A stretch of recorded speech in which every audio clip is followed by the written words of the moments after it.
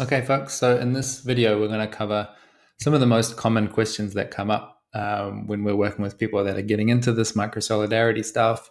So especially these questions around leadership, like who's in charge, what about the ownership, those sorts of things, and questions of engagement, like how do we get people in my community to pay attention and to engage and do stuff together.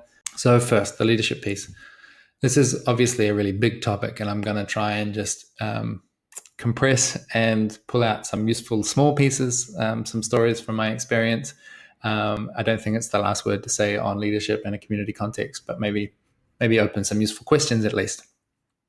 So a lot of people, when they get to this stage of the practice program, they're thinking, where do I start? That's kind of one of the first questions. And there might be a couple of people in the group that are ready to start a congregation, but for most people, that's a commitment that's a bridge too far. And most people, we recommend starting a crew. And Nati and I have like kind of different opinions on this, but just in my view, I think it's easier to start a crew within an existing group, like something that's a little bit maybe like a congregation. So it could be an existing community that you're part of, could be even like a Facebook group, or maybe there's a festival that you go to every year that you really love. Any kind of pre-existing community that has some kind of shared identity, some kind of shared values, some sense of what it means to be us. Maybe it's a football club. That I think is a really great place to start when you're going to compose your first crew. You don't necessarily need it. You could just start. You could start with the people that are on this program, right? But the focal point here I recommend is like, what's the smallest first step that I can take in the right direction? So can I invite everyone into one conversation? Are there 4 people that I want to invite, and we'll have one conversation? We'll do one case clinic or some other kind of relational practice. And then if that goes well, then you make a slightly bigger invitation. Would you like to come back? Would we have 3 conversations or 6 conversations? And just start small and let it grow step by step. That's really the essential piece. Now, there might be a couple of people in the group that are ready to start a congregation. And I think it's really essential to conceptualize this as a multi-year commitment. Like, to establish a congregation where you're expecting to have at least dozens of people building relationships of trust, really getting to know each other, starting to support each other in meaningful ways, both in terms of their emotional solidarity and economic solidarity potentially. It's just a lot of work involved. It's a lot of invention and construction, and you're constructing something out of nothing, right? Like maybe you've got something in your imagination, some very vague idea. To actually manifest that into reality is going to take a lot of time. And it's nice to imagine that the community will be self-organizing, that everyone is just going to take responsibility and make this thing work.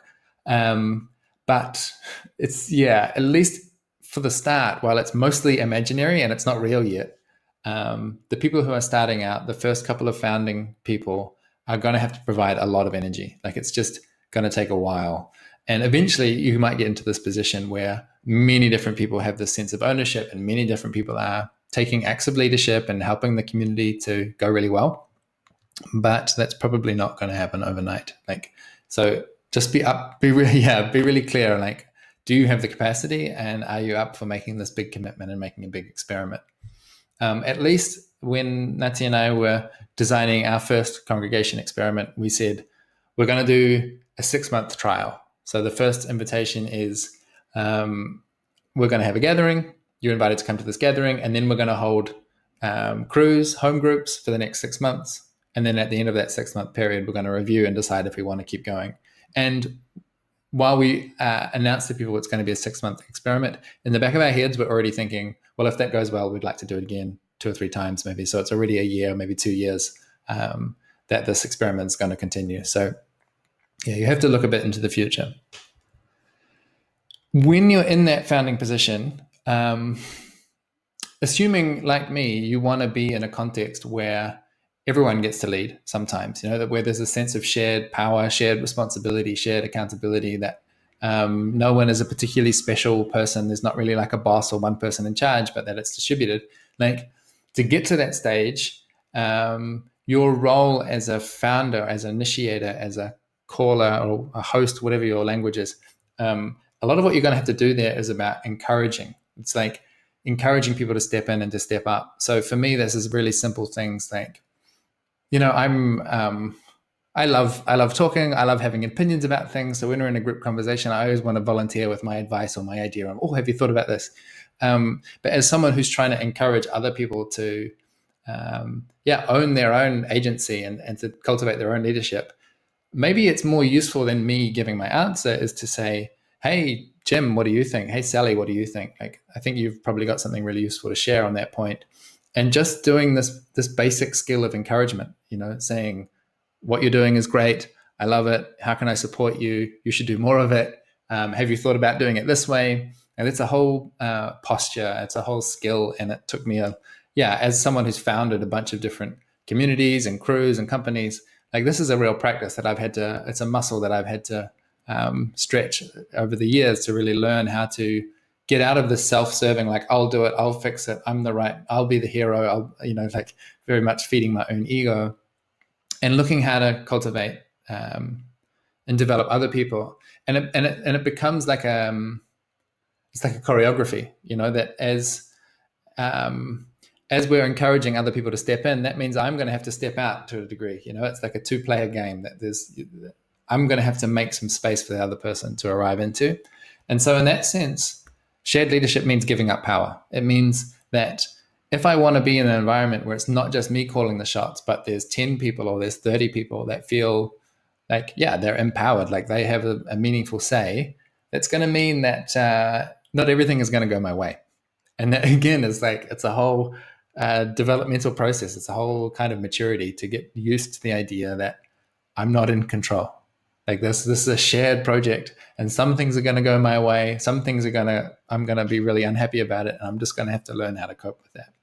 And as someone like me, who's like kind of a perfectionist, like really wants things to be done a certain way, it's taken a lot of conscious work and self-reflection and cultivating this like self-awareness and having feedback and reflection from other people to learn where are my boundaries that are really important that I need to hold on to and say, this is essential. I must, I can't allow to cross this boundary. And where are the opportunities, which are much more often, where I can actually just let things go and be patient, be tolerant, be curious about how other people might do things in a different way.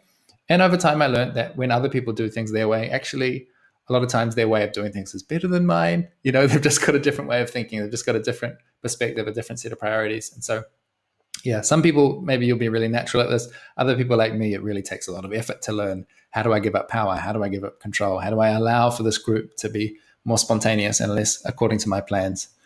I still am kind of a beginner on that thing, I think.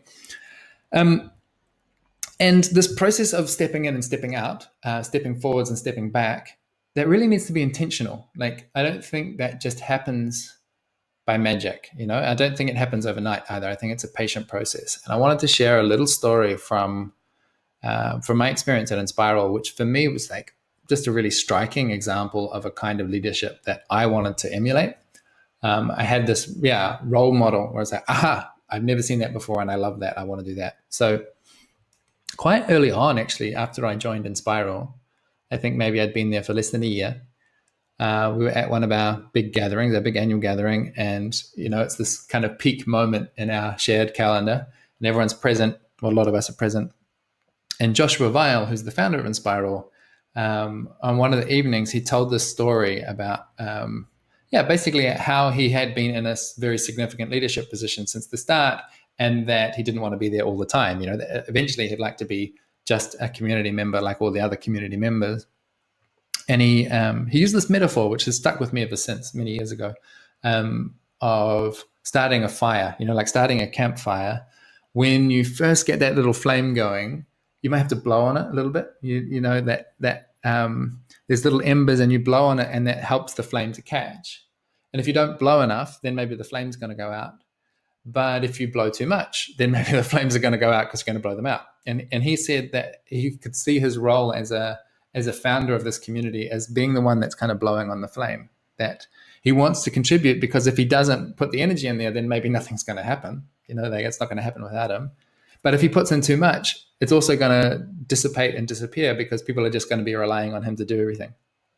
And so he did just a beautiful job of saying, like, this is a balancing act. I'm trying to walk the fine line between these two poles, and I need your support to walk that line. And he announced, in 6 months' time, I'm going on a real holiday. I'm going to be unavailable. I'm not going to be here. And so for the next 6 months, we went through a process together where basically we found what are all the responsibilities that he was carrying and how could we farm them out to different people. So who has the permission to edit the website? Who has the spreadsheet that has everyone's email address on it? Like, what are all these little tasks and the little roles that he was carrying, and how can we distribute them? And over that 6 month period, we got more and more people taking on their little piece of those very practical tasks. And then he went away. He went on holiday and he was unavailable. He was out of reach, out of contact. And he came back 6 months later to find that I think there was maybe like 8 or 10 of us that had really stepped up in a different way, all holding a different piece. Probably it was a bit of a mess. It wasn't as efficient and perfectly designed as he had it in his mind, but the thing was alive and it was working. And many more people felt like they had the sense of ownership, the power, the influence. They're like, this is my place and it's up to me, and it's my sense of responsibility. So that explicit, intentional process of stepping back and making space for people to step in meant that he could get out of the way as being the sole. I mean, he's still a really important character. He still anchors something about our values and our vision, and he still has a lot of relationships with a lot of the people where, he probably knows more people than the rest of us do. But his role is much less, the difference is much less now. We're more like playing similar roles because he went through that stepping back process very intentionally. So maybe, that's very inspiring to me. That's the model that I'm trying to emulate. And maybe it's a useful way for you to think about your leadership too. One of the main questions we get asked is about how do I get people in my community to be more engaged? And before we look into the how, I want to backtrack a little bit and look at how engagement actually works. And I'm sorry to break it out to you, but if you're expecting 100% engagement, you're going to be frustrated because engagement in communities doesn't actually work that way. For more that we try and for more that we really want it, engagement works in different tiers and in different levels, depending on the capacity of people, their priorities, and the way that they will like to engage or not. So Jacob Nielsen did a big study on digital communities, and then this study later on was also like what he found about this 1-9-90 participation rule was also later on mapped into other offline communities as well with very similar findings. And what they discover is that as it works is there's 1% of people in a community that are going to be super active, right? They're the activators here. So they're going to participate, they're going to create content, they're going to set up events, they're going to be there trying to push into new things of doing, commenting, connecting, and things like that. There's a 1% that are going to be more active collaborators. So they're going to be supporting that 1%. They're going to be sharing the information around. They're going to maybe comment on some of the posts. They're going to participate on the events and things like that. But then there's a 90% that are actually passive supporters.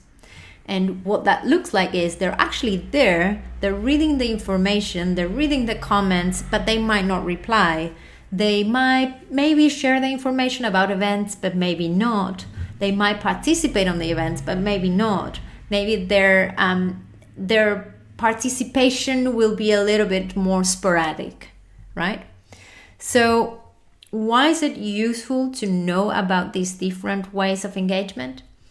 Because the main thing that we can do is actually not to think, how do I get people to engage? But acknowledge that this happens, acknowledge that this is the way that tends to work, and name the different categories to be able to clarify the paths, to move between those categories, to set up rights, but also set up responsibilities. If you are going to be in this space where you're more engaged, these are the responsibilities that you have, these are the rights that you have, this is how you become one of the engaged people. Because actually, and this is going to talk a little bit about power, but people that tend to being the 1 or the 9 will also collect a little bit more social capital. So it's important that we know how to move between those spaces. And I'm not going to go deep into power, but maybe we can talk about it in one of our calls. So I want to give you an example from Enspiral again. So in Enspiral, as you as you enter the network, you will become a contributor, right? You will be on that 90%, let's say. And as you participate and you get engaged and people get to know you, maybe you'll jump onto a working group. Maybe you'll be super active on the different channels that we have and so on. And as people know you, you'll be invited to be a member. And members in this case will be like the 9%. So members hold different responsibilities in the network.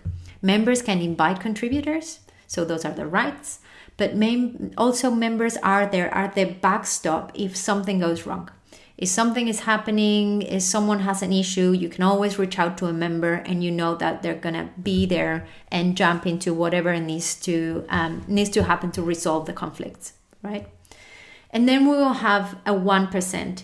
And in Spiral, the case of the 1%, from my perspective, is people that are more engaged into working groups. So all the things that need to happen in the network happen through working groups, right? It's people that says, let's just come together and figure out what are the admin pieces that we need to solve. Or let's come together and decide what we do with our finances. Or in my case, how about we figure out how to distribute and how to create these pods and support the process, right? So those are the people that will be a lot more engaged into making the community function. And then we also have a board, and they are the final legal responsibilities. So there's also members that can jump into the board, and we try to change them once in a while. The board doesn't do much more than be our legal support because of the configuration of being a foundation in New Zealand that is needed, right? So why is it useful to know all these little bits? Because knowing being able to acknowledge and name those different categories also gives you space to figure out what are the needs of different people in those categories.